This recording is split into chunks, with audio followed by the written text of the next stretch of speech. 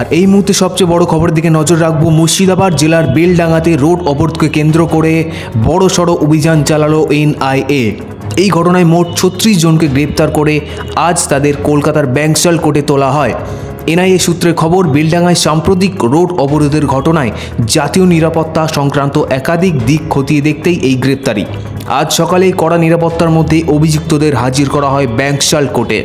এদিকে গ্রেপ্তারের প্রতিবাদে উত্তাল হয়ে ওঠে কলকাতার রাজপথ। অভিযুক্তদের পরিবার পরিজনদের পাশাপাশি মানবাধিকার সংগঠন এপিডিআর এর পক্ষ থেকে বিক্ষোভ দেখানো হয়।